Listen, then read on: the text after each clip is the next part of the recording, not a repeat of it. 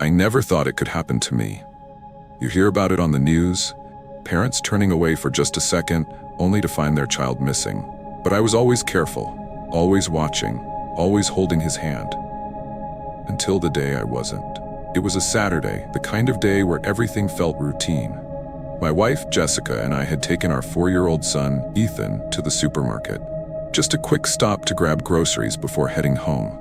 The store was crowded, families pushing carts, kids whining for candy, clerks restocking shelves.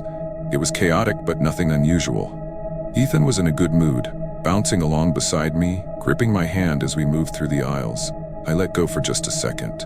Jessica had asked me to grab a box of cereal. I reached for it, turned back, and Ethan was gone. At first I wasn't worried. Maybe he had just wandered a few steps away. Maybe he was playing around the cart. But as I scanned the aisle, my stomach clenched. He wasn't there. My heart started pounding. Ethan? My voice was calm at first, too calm. I walked down the aisle, expecting to see him peeking around the corner, giggling. Nothing. Ethan. Louder this time. I turned to Jessica. The look in her eyes mirrored my own panic. She grabbed my arm. Where is he? And that's when the fear truly set in. We split up.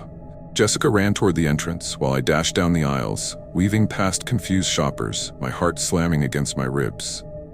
Have you seen a little boy? 4 years old, blonde hair, blue t-shirt?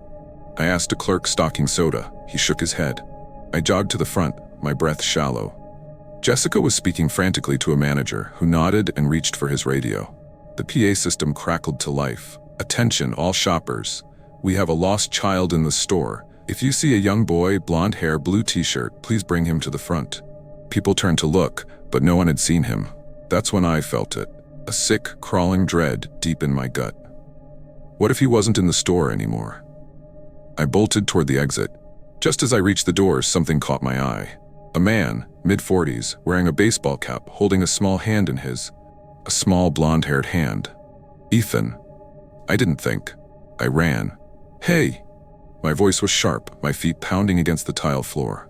The man turned, his expression blank for a split second before he let go of Ethan's hand and bolted toward the parking lot. Ethan just stood there, confused, looking up at me. I scooped him up, clutching him so tightly he squirmed. My whole body was shaking. Jessica came running, her face crumpling as she reached us, tears streaming down her cheeks. The man was gone. Just like that. Disappeared into the crowd outside. The police arrived minutes later. We gave them descriptions, they checked security footage, but it was too late. The man had vanished. No car details, no clear camera angle of his face, just a stranger who almost walked away with my son. The officers told us we were lucky, that these things happen in seconds, that sometimes they don't end the way ours did. I didn't sleep that night. I still hear my own voice calling Ethan's name in that supermarket. I still see that stranger's hand wrapped around my son's. Now, whenever we go out, I never let go of Ethan's hand. Not even for a second.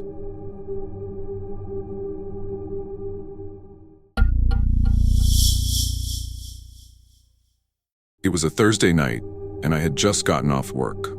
I was exhausted, but knew I needed to grab a few things before heading home. The supermarket was about 10 minutes from my apartment, a big, well-lit chain store that always felt safe.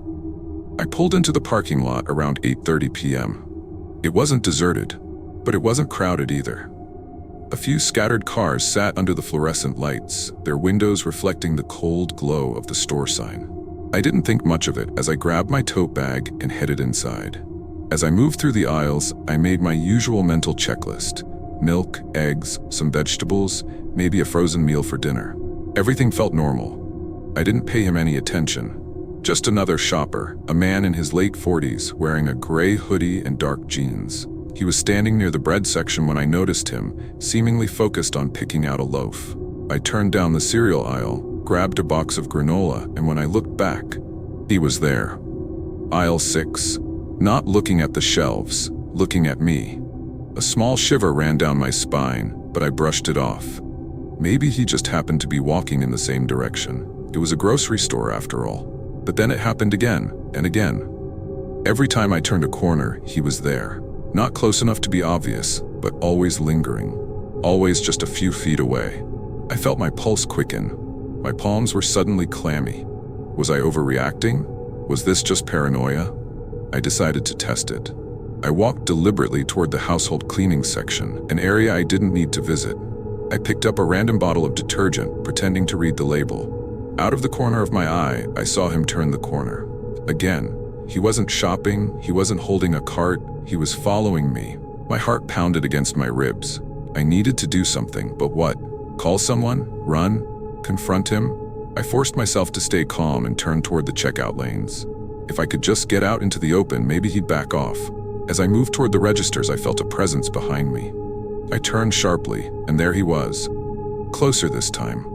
"Excuse me," I mumbled, trying to walk past him, but he didn't move, just stood there, staring at me. I felt trapped. That's when I saw a store employee nearby, a teenage boy stacking gum and candy near the checkout lanes. "Hey, can you help me find something?" I said, louder than necessary, making sure the man could hear. The employee looked up, surprised. Sure. What do you need?" I hesitated, glancing at the man. He had taken a step back. "Good.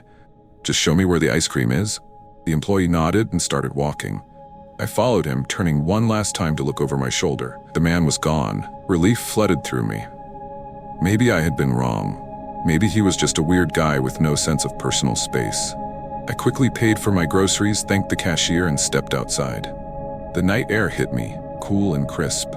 The parking lot was quieter now, only a few cars left under the flickering lights. My car was parked toward the back. I gripped my keys, walking briskly. Halfway there, I heard it. Footsteps. Behind me. My stomach dropped. I turned my head slightly, just enough to see him. He was walking faster now, closing the distance. I gripped my keys tighter, heart pounding. What do I do? Then, out of nowhere, headlights flooded the lot as a car pulled in. Two people got out, chatting loudly. The man stopped. He hesitated, then turned around and walked in the other direction. I didn't wait. I ran to my car, jumped inside, and locked the doors. My hands were shaking as I started the engine and peeled out of the lot. I didn't go straight home.